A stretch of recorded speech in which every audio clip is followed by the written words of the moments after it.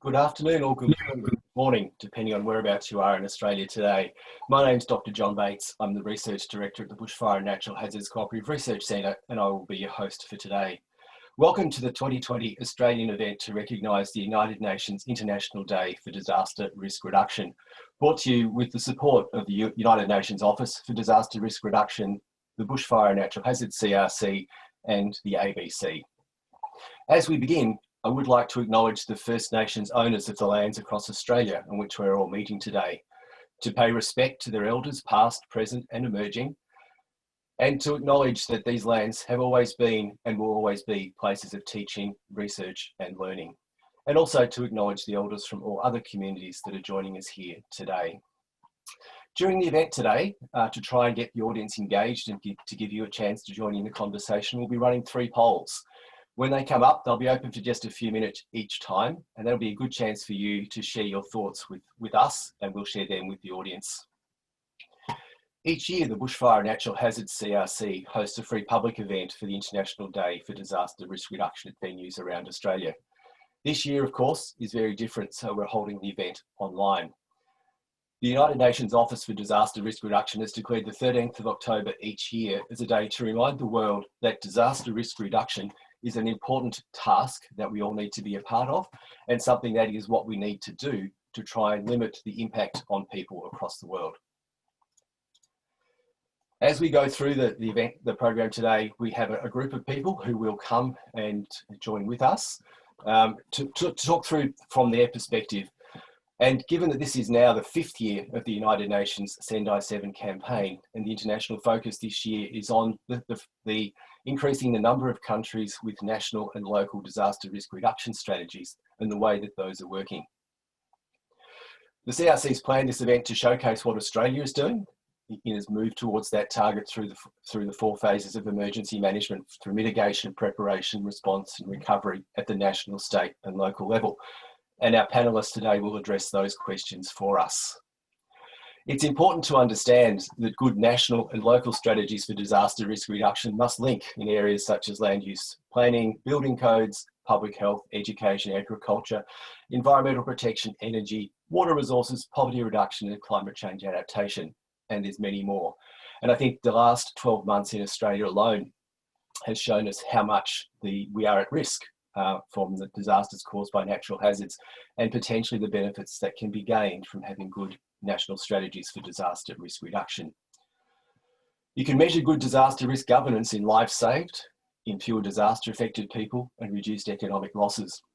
And the UN Office for Disaster Risk Reduction today released an updated report on the number of people that have been killed and impacted on by natural hazards and disasters over the last 20 years.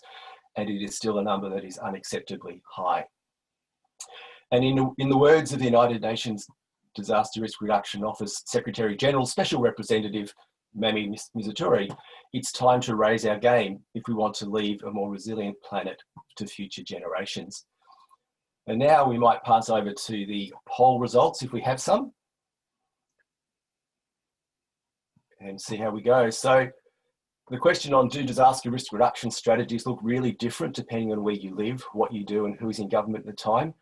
The resounding answer is yes, which personally I would agree with, and certainly that will frame the conversation for us as we move through the day. And now I'd like to move on to the next part of the day, just to briefly outline where we're going. We'll go through a welcome formally in a moment. Each of the panelists then have been asked to provide a short statement from their perspective with a few questions that we've given them.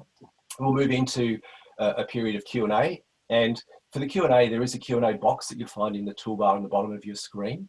I do need to let you know that we will be recording the event today, and a link will be made available to that in coming days so that you can come back and watch it or share it with colleagues that weren't able to make it today, and we will send around a post-event survey.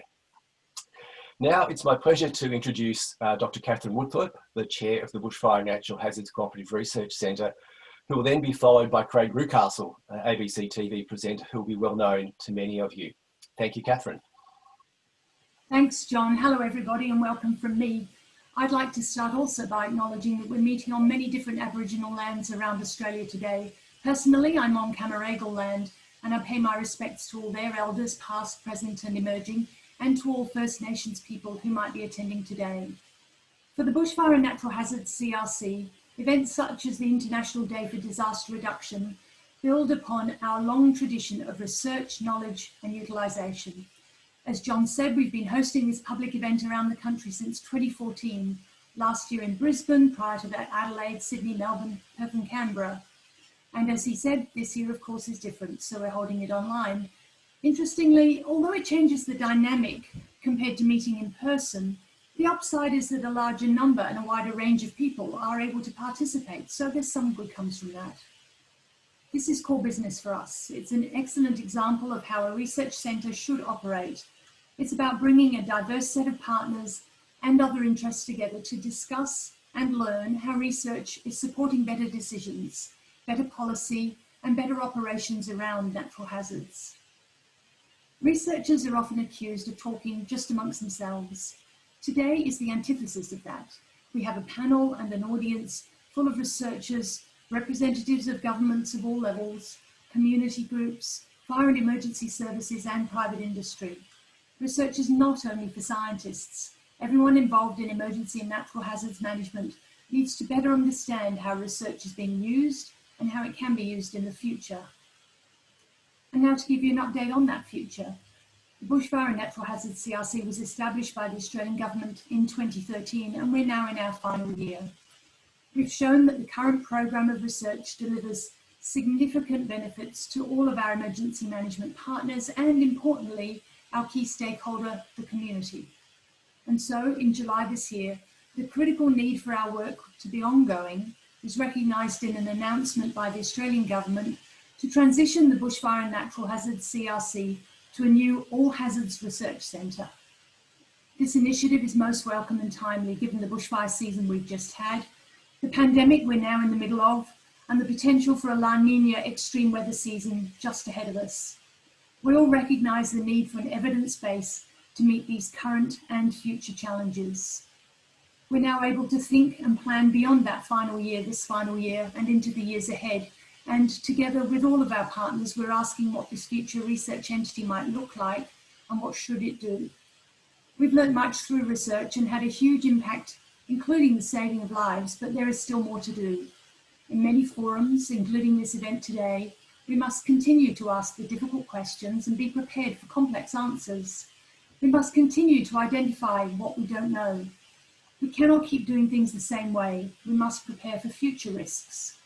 People have used the term the new normal. There is no new normal. All we can safely say is that climate change is ongoing, the challenges we face will change, and they will most likely increase.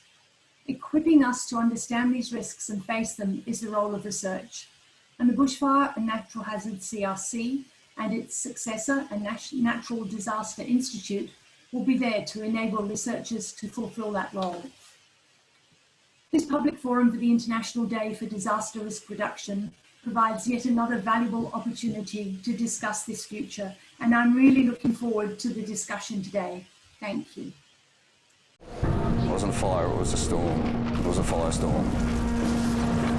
I haven't seen anything like this in my lifetime. scenes which have been described as apocalyptic and unprecedented. In this land of extremes, I had to make a new scale this morning just to capture this heat. Craig Reucassel takes us into the eye of the storm. This series will show you what we can all do to be more prepared when big weather comes. Do we have a bushfire plan? Not really. The first thing you want to do is face the car towards the fire front. You can see now it's now on the windshield. An essential guide for survival. So listen up, Australia, because it's time to talk about the weather. Big Weather starts Tuesday, October 13.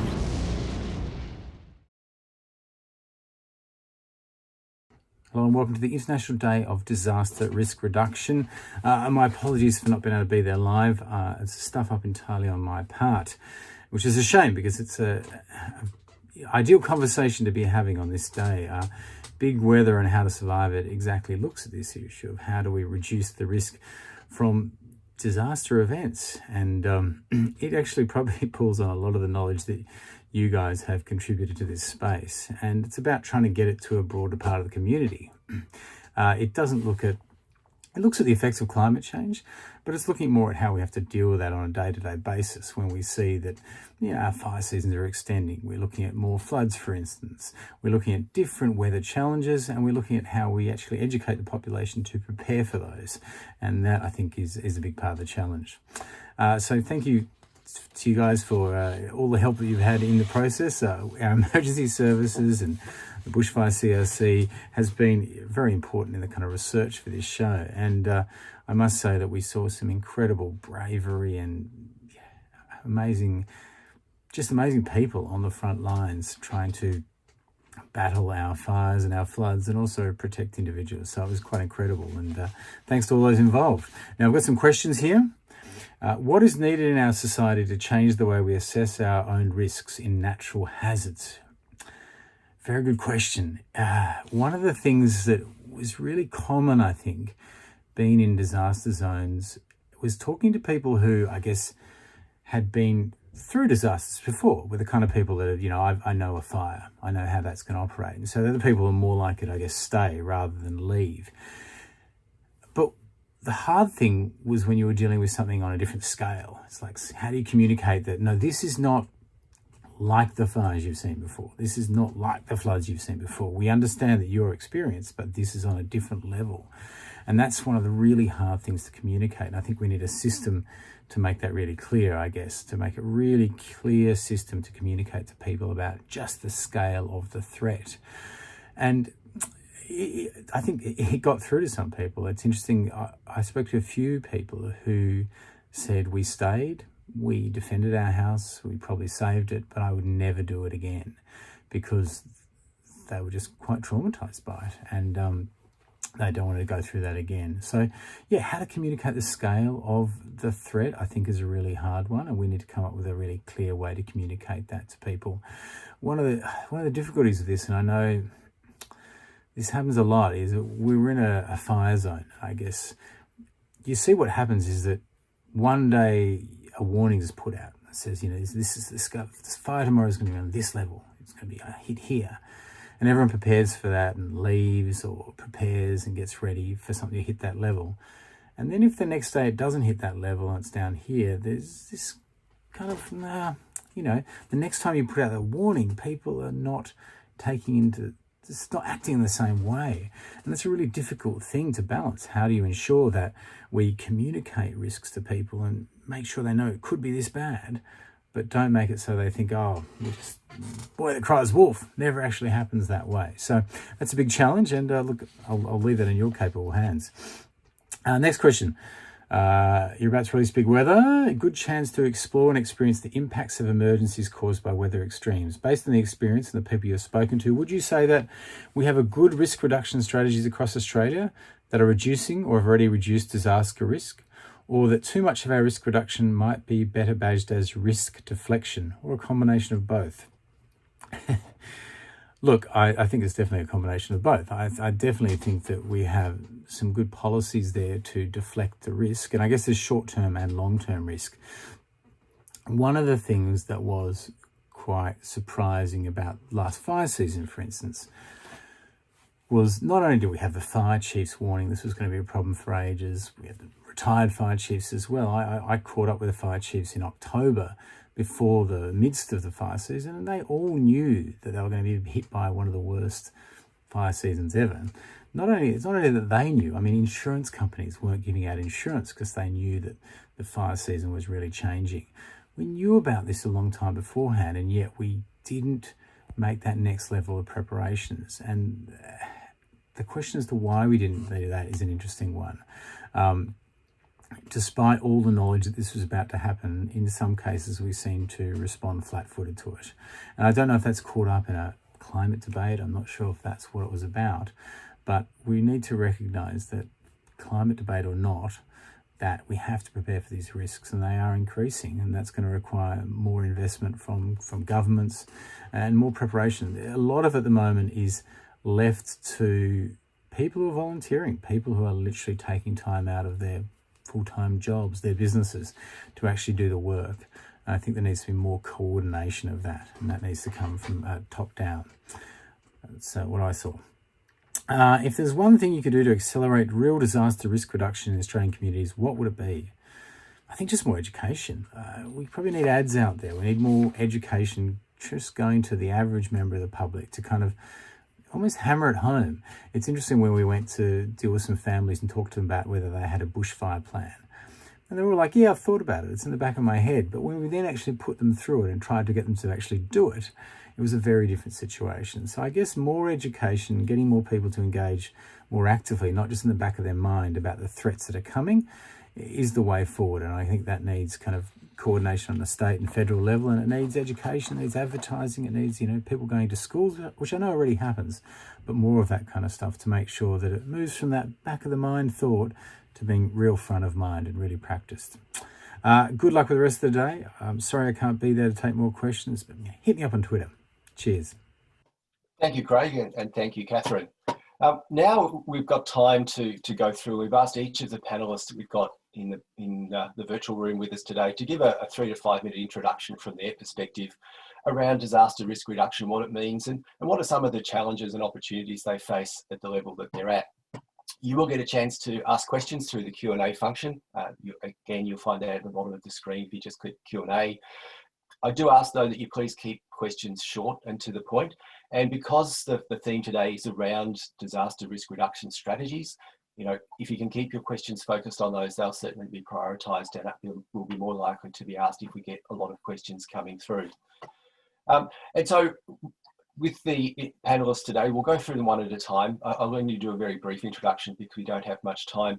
And our first panellist today is coming to us to talk about the views from local government. And Kirsten Jenkins is the Municipal Recovery Manager from Maroondah City Council in Victoria. I'd like to introduce Kirsten, and she'll give us a short introduction from her perspective in local government. Thanks, John. So just, I suppose my message today around local government is we are the closest level of government to the community, and I think that we play a really important role in disaster risk reduction.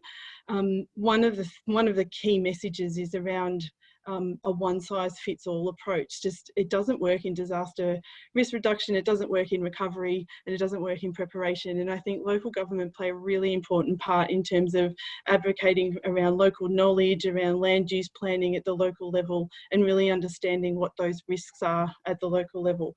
We're also really play a really important role in the provision of social health and wellbeing initiatives, including physical infrastructure, the opportunities for connection. We support agencies that protect our most vulnerable.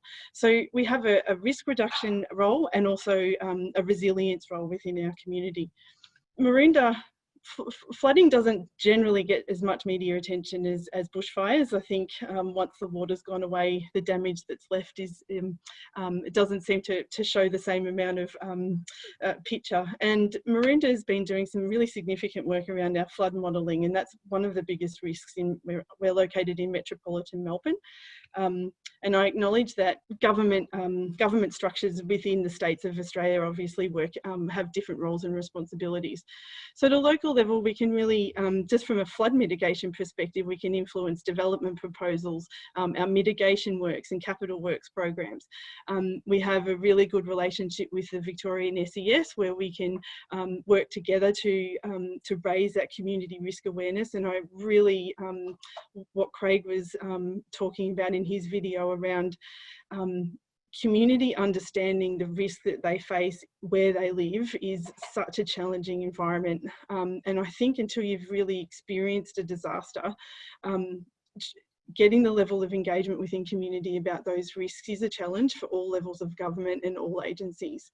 And I think that one of the important things is using that data to inform that practice. So we've been doing some extensive flood modelling with Melbourne Water. We take pictures, we look at the impacts that it could have on our council areas, and we work with property owners around and developers around how we might be able to best mitigate that.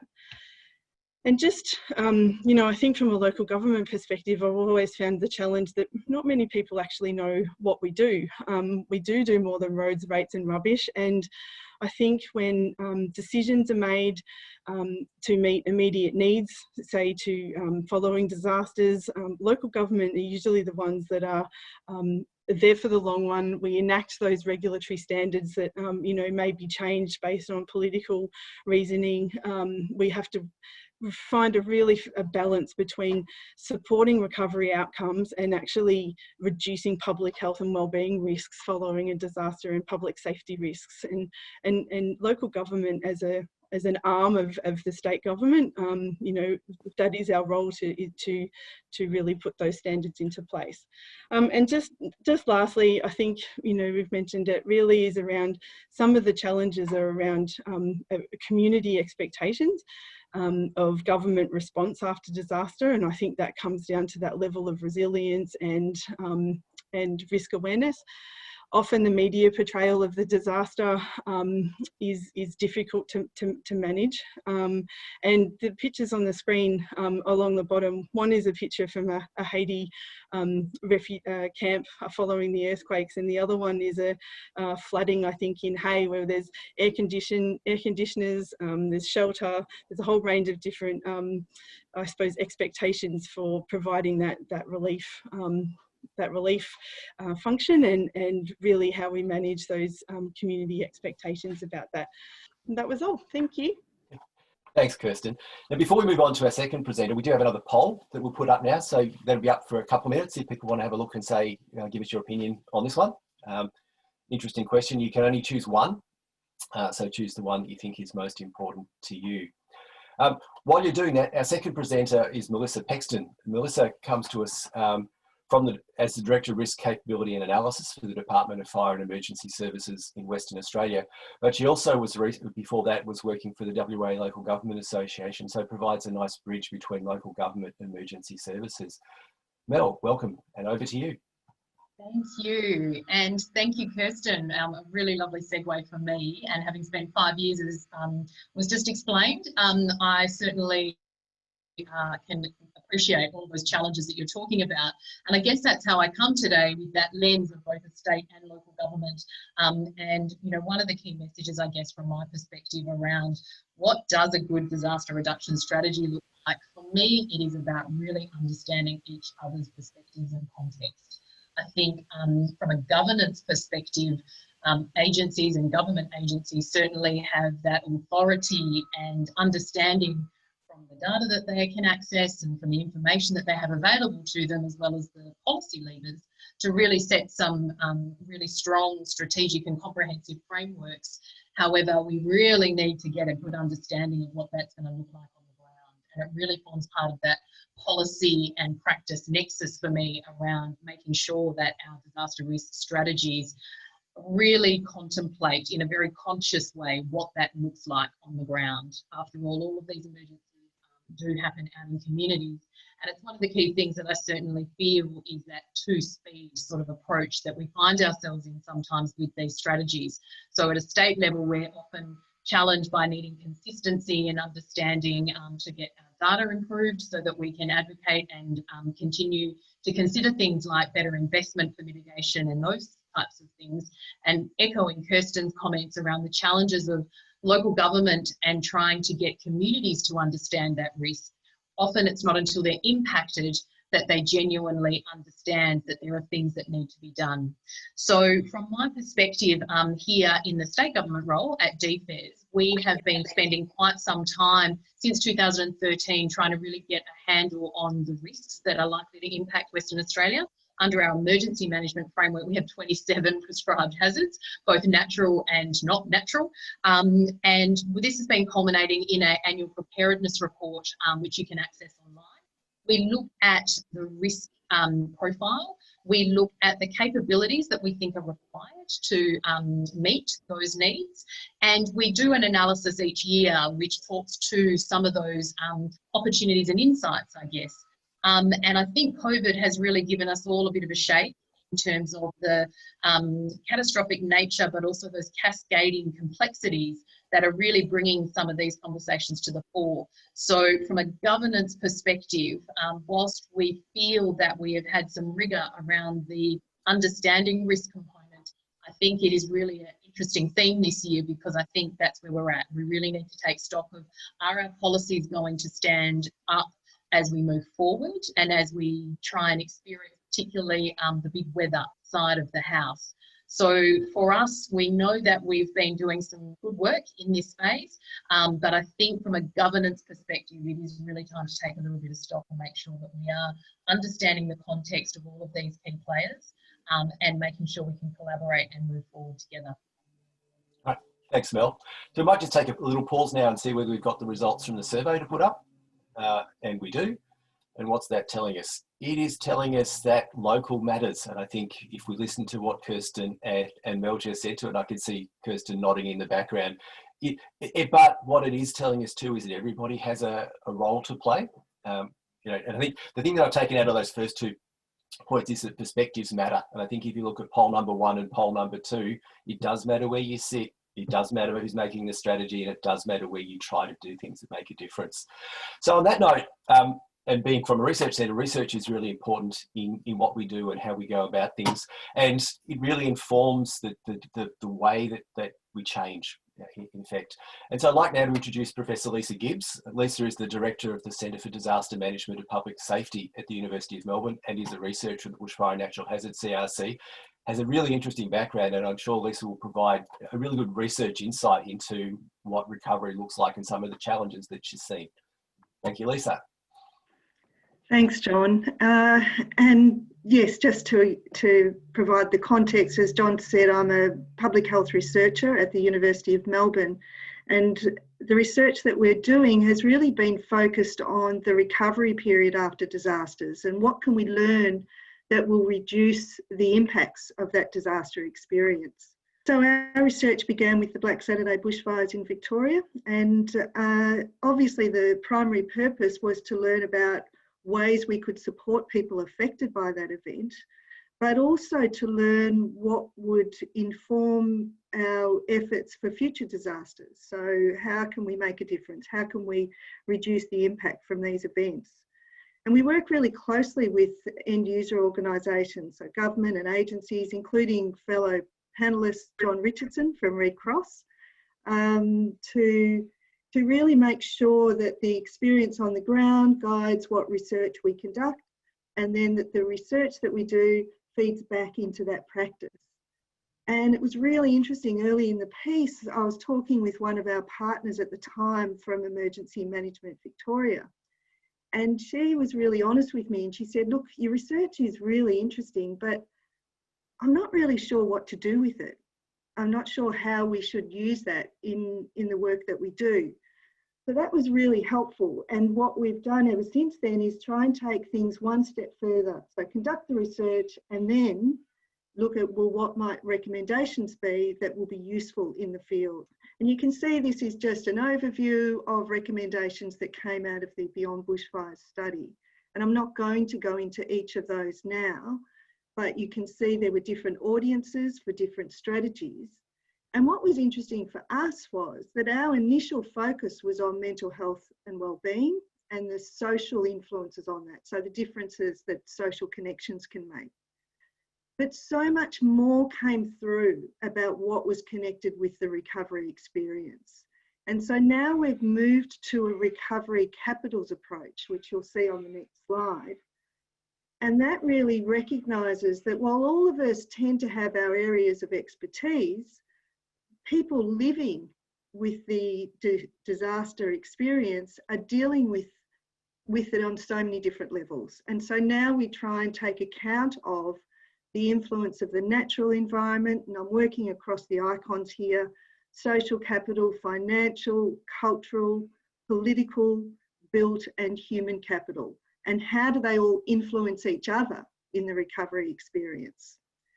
And so our job as researchers is to try and provide an evidence base to give confidence for people working in the field on how to progress in each of those domains. And so the first product we've just released is a booklet that we're piloting. We're really interested in how people use this and whether they find it helpful. And what it does is to map what we know with how we might apply that. And so if we go to one of the sample pages, just to give you a sense of the way we've put it together, you can see that we've made a summary statement about what we know from the evidence, and that's linked to the original research if people want to go back to that. And then some statements which are about, well, you may want to consider this. And we've deliberately avoided being prescriptive because the context will vary so much, and that's really what people were acknowledging in that first poll. But there are some things we can draw on from previous events that can guide our practice, and that's the point of the consider statements. It's have a chat about this, have a think about that, and that will help guide what you do for this particular scenario.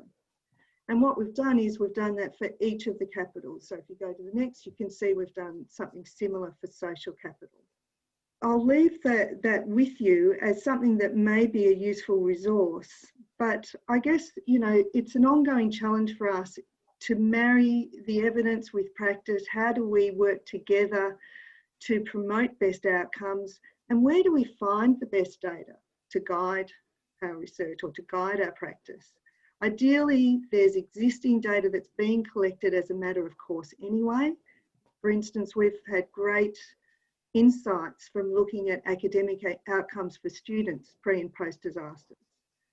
But you also need to collect new data, and that's really difficult in communities that are traumatised, and particularly in small communities where there's only so many people and there's so many researchers and agencies trying to demonstrate that their work has made a difference. So I think that we have to think about a coordinated approach to capturing data that provides insights for all. So I'll leave it there. Thank you. Thanks, Lisa.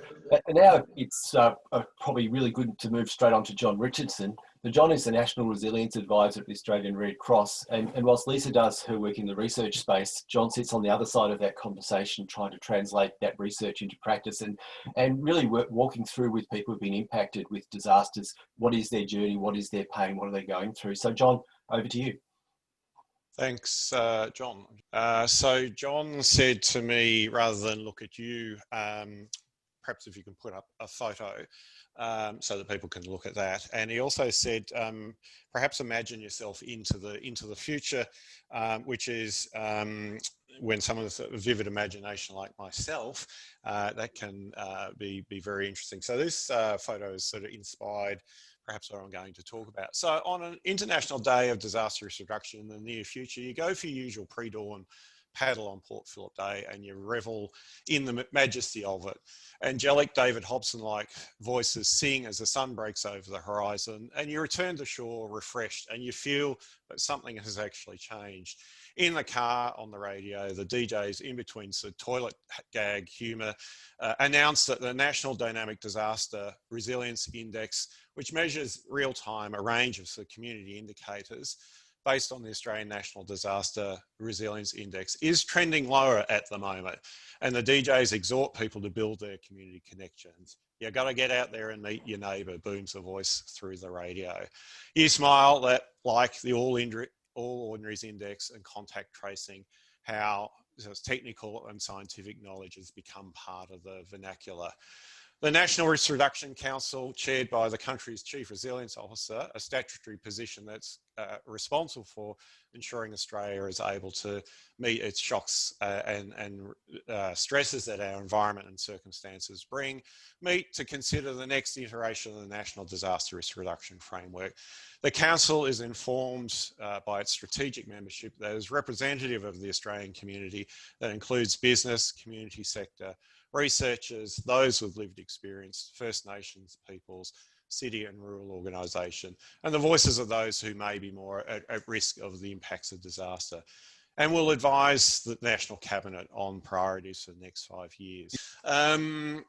So the very successful Ready Together campaign sparked by big weather and how to survive it continues with excellent behavioural change uptake. And meanwhile, across the country, accountants will be reminding company directors and sole traders to plan comprehensively for business interruption. People recognise the importance of not only preparing to survive the hazard, but by using the Red Cross Get Ready app, they prepare to reduce the recovery impacts. In classrooms across the country, children at preschool, primary and secondary school level will learn the importance of disaster risk reduction and what they can do to make their families safer. And university students will learn one day in their future roles as engineers, policy advisors, social workers, health professionals, lawyers. People are actually going to turn to them for advice on how to best manage through disaster. And they will recall somebody said something about the uni. The Australian Business Roundtable of Disaster Resilience continues to provide leadership in driving investment in resilience building assets and initiatives and improved community outcomes. In boardrooms, committees of management and school councils, agenda item 5.2, disaster risk reduction, will appear. And the meetings will reach this agenda item and people will report back on initiatives that they've been undertaking and how they've been accessing public and privately held data risk data and tools. We will see hospitals, schools and other social infrastructure that are robust and able to keep operating during the most difficult of conditions and continue to serve their communities during and after disaster. The National Cabinet will announce significant long-term investment partnerships that will give certainty to those at the front line of risk reduction and resilience building, that is community organisations, local governments and emergency service organisations, to help them be able to plan and work with at-risk communities for 5 years or longer. Funding is provided on a risk, consequence and benefit-informed basis that takes into account the physical, financial and social benefits of actions now and into the future. And then in pubs and cafes and neighbourhood houses across the country, locals used to self-organising many aspects of their community lives every day of the week will come together and use community-based risk reduction tools to identify their risks, their capacities to deal with that disaster. The district nurses, the post office managers, the principals, GPs, police, pharmacists, festival organisations, land care, volunteers, environment group volunteers, artists, musicians, landscape architects, netball coaches and others will come together to work on problems that face their community. Local Red Cross and other agency volunteers in conjunction with local government will thrive on the challenge of inspiring local community members to unlock their capacities. And at the end of the day, you switch off the TV after the news item of the report of the community has successfully defended, sheltered and supported its residents with local resources. And another community is successfully managing its own recovery from devastating floods, and their indicators of recovery based on life satisfaction measures are trending in a positive way. You put on Evan's latest record on the turntable, sit back in a big orange chair with a cup of Earl Grey tea and reflect, my work is done. Thanks, John. Thanks, John. Now, to wrap us off this afternoon, we've got Stephen Oller, who's the Director of Documentaries at ABC TV. And I think it's an interesting way to finish off this first part of the panel, because what this CRC does is really storytelling and using research and the evidence of research to try and tell the story of what's happening, what's changing, what we can do. And Stephen has a role very much in storytelling and trying to take messages to the community using TV as a medium. Stephen, would you like to give us a little bit of a wrap up for this first part? Thank you, John. Yes, I'll try and keep it brief. I know we want to get on to questions, and I'm sure you have so many questions for this fantastic panel of experts. Disclaimer, I'm not an expert. I am a storyteller and now manage a bunch of storytellers, but I feel there is a role for us in actually highlighting these important issues and making them engaging to as wide an audience as possible. So at the ABC this year, throughout 2020, what a crazy year it's been. We've had the global pandemic. We've come off the back of the worst fire season we can remember. You know, there has been a huge amount of trauma and a great need for resilience and stories and a coming together to help us kind of work out how we can create a future and build our resilience and also, you know, fast track our healing as a community. So I felt like we really wanted to create a coherent narrative for our audience throughout the year that is culminating tonight in Big Weather and How to Survive It. And we've commissioned 3 big documentary series. You may have seen some of them already. The first one was called Australia's Ocean Odyssey, a journey down the East Australian current. And that was a beautiful, magnificent natural history series that was focusing on the current made famous by Nemo in Finding Nemo, to kind of help us appreciate the wonderful creatures and the natural world and the environment we have, with a kind of climate undercurrent about how species are moving in the oceans 10 times faster than they are on land, away towards the poles, away from warming waters, and what that's having that impact on the marine ecosystem and on us. But that was a beautifully shot cinematic kind of experience. And then we had Fight for Planet A, our climate challenge, which was much more explicit about how we can all be empowered to reduce our carbon emissions, to get our carbon footprint down, because we all pretty much accept now the science that man-made greenhouse gases are contributing to climate change, which are contributing to the extreme weather events that we are seeing. And how can we actually all take some responsibility? And we know that as individuals, that responsibility is small. If we change our shower head so we use less hot water, if we ride our bike to work instead of drive a private vehicle, or if we put solar panels on our roof or help get our school to put solar panels on their roof. It's a small thing, but it creates a community having conversations. It creates awareness, and it makes us all implicit. It makes us all feel that we're part of the same conversation, that there is room to preach to the converted, I think, in these topics, people who are connected, people who are interested, because that spreads through people's communities and organizations and networks and stakeholders. So what we've done on that show, and now on How to Survive It, is have an impact campaign alongside the show. So people say you put Netflix on and you chill. I like to say that we put the ABC on and we do. We act, we create not just content that you sit on your couch and watch, but ideas and connections and resources and tools that you can use to communicate with like-minded individuals, to actually put pressure, to use our voices and our choices to put pressure on stakeholders and local government and our local councils and our federal government and our community organisations. We can use our knowledge and our information and our pressure to actually create the kind of future that we need to change in order to kind of survive and thrive into the future. So Big Weather and How to Survive It, again, like Fight for Planet A, hosted by Craig Reucassel, who has this ability to be a messenger who doesn't distract from the message. He's very empathetic and very passionate, but it's all about what the story is. And this show is about, we know that if we, however well we do with our reducing our carbon emissions, which was what Fight for Planet A was all about, there is already the baked in change that is going to be reflected in our weather patterns. And we know that extreme weather events are likely to get more frequent and more ferocious in the short term. So how do we all come together and prepare for that, acknowledge it, and actually build a future where we can mitigate that, and we can actually learn from communities who've been through this in the past. So that's what we do with Big Weather. It doesn't just focus on individual experience, it's about empowerment of communities.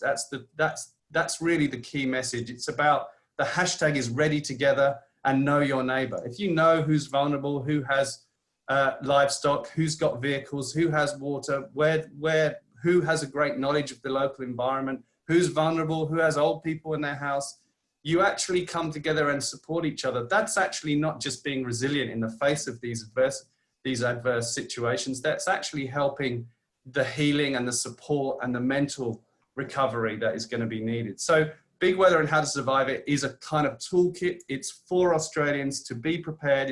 It's to help us know where to go in order to get the help, the information and the knowledge that we all need, not just with fires, but with heat waves, with cyclones, with floods.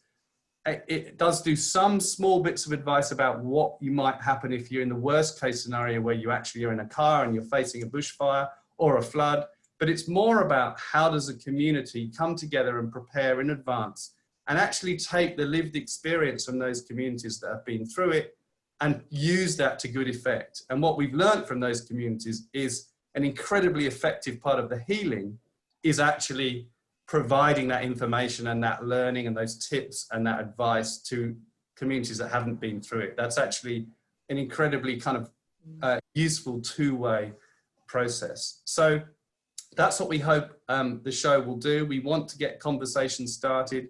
We have a huge amount of resources beyond the show itself that you will find on abc.net.au, Your Planet. We have a toolkit where you can organize a virtual get-together where you can actually either watch the shows together, or after the show's been watched, you can come together and discuss the issues that have emerged and get together in your own community so you can go, well, where are our vulnerabilities? What do we think we're worried about? Where could we gather in a situation? How are we going to communicate? What are the roads out? All of the kind of bits of practical information. And we put everyday Australians into a kind of simulated environment to say, what would you take? What's your bushfire plan? What would happen if a flood came through your town? What would you do? And we realized that even in a simulated environment, the panic and the anxiety can actually cloud your thinking. So hopefully people being aware of this means that we are better prepared. Yeah. So it's a story, it's a bit of storytelling. I think there are moments that are incredibly entertaining. There are poignant moments as well. Craig was very visibly affected by some of the things he learned. But you learn that we are remarkable creatures, that communities, when they bind together, are resilient. And there are a remarkable amount of things that we actually can do and we can continue to do to prepare, not just to survive, but to thrive as well in the short term before we can actually create a sustainable, renewable economy that will help us create a much better future where these events are perhaps less common and less severe. So that's what we're aiming to do. It's part of a suite of stories called ABC Your Planet. We've partnered with many stakeholders, including the Red Cross, who've been an extremely important and valuable partner for us on this project. We want to partner with other organisations as we go forward, telling new stories. So we're always open to conversations with a national broadcaster. We feel it's our duty to create stories that are going to make a difference. When we actually do put all our resources together, all our local radio stations, our online platforms, our educational resources, our podcasts, we can actually have a really incredibly powerful impact. I was lucky enough to work my first project at the ABC in this role was with Craig on War on Waste, and we learned a lot from the impact campaign on that, and we've applied that now to Fight for Planet A and Big Weather and How to Survive It. So thank you very much for having me on here. I know there's going to be lots of questions from this fantastic panel, so I will now shut up and let that happen. Thanks, Stephen. I think one of the things that one of the reasons that the Big Weather lined up quite well with this is one of the challenges is people understanding what the impacts happen when very severe natural hazard events come, when the emergency arises, and I think Big Weather highlights that significantly. But what we're talking about when we're looking at disaster risk reduction is what can be done to try and minimise and reduce and at times avoid that impact. So, it's really interesting that if you haven't experienced it, it's very hard to understand it. If you don't understand it, it's very hard to know what you want. And if you don't know what you want, it's very hard to influence up in a big way. So, there's a question from Ben Bakari on the Q&A about, the Big Weather focus. And I guess that's the reason for the focus today, and it really helps. And that was a part of the publication from the UN Office for Disaster Risk Reduction today. I got a question, I guess, for Kirsten. from Lisa, and she's interested in understanding how councils plan for individual businesses, understanding the economic impacts of natural hazards and disasters on businesses inside their local government area. Is that something you could like to talk to us about? Just really briefly, I mean, I think COVID has obviously really highlighted some significant, some significant gaps in terms of some of that planning. And who would have thought COVID could, you know, make business continuity a sexy term? And I think, you know, that adaptability of businesses and being able to shift their service, to shift their the way that they're delivering their business has been really pronounced in COVID. Look, I think it varies across different councils for sure, and it's probably something that will be hopefully a really good lesson out of COVID in terms of supporting our local businesses to help local recovery. Yeah, thank you. And the CRC's done some research on the economics of recovery, and there are a couple of things that come out of that. Some of them are, I guess, not unexpected. That it depends what area you're in, what the relative impact can be, and there are some areas where people earn their income outside of where they live, and the impacts are lower. There are some particularly agricultural areas where the impacts are massive, and the loss of income is fairly significant for long periods of time. Yep. Thanks, Kirsten. John, a question for you. In terms of recovery in the Red Cross, how does the private sector contribute to disaster risk reduction and enhanced recovery? And how do you engage with the private sector? Great question. Thanks, John. I think there's, the private sector is a really important, critical part of risk reduction, as we sort of said. Look, it's everyone's business, and so there's a couple of things I think. Firstly is, as I sort of kind of alluded to in what I spoke about, is understanding private sector, understanding that risk reduction is part of their business. So whether that's at a governance level, this is the sort of thing that should be talked about by boards and company directors and the like. So they need to factor that into the decisions that they are making.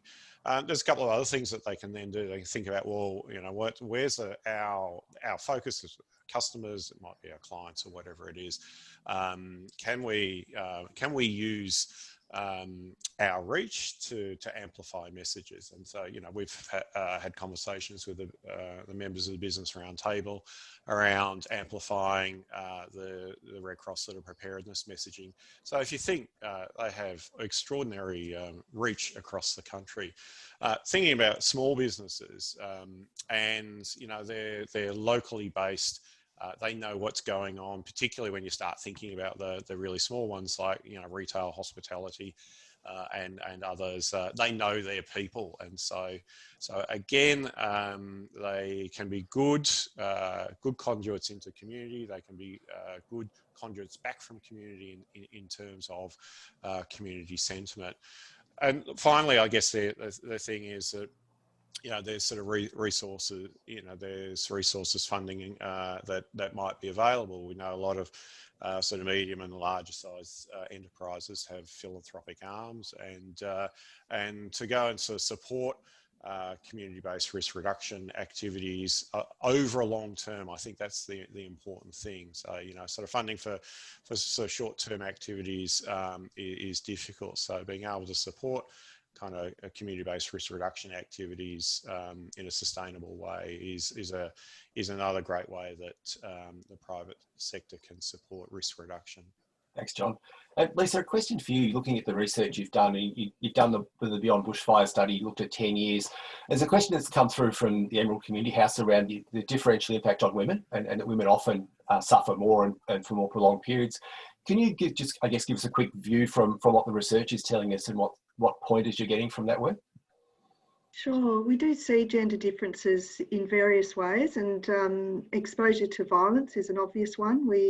We found that in high impact communities compared to low or no impact communities, women were 7 times more likely to experience violence, where we didn't see that sort of difference for men. So there are real concerns.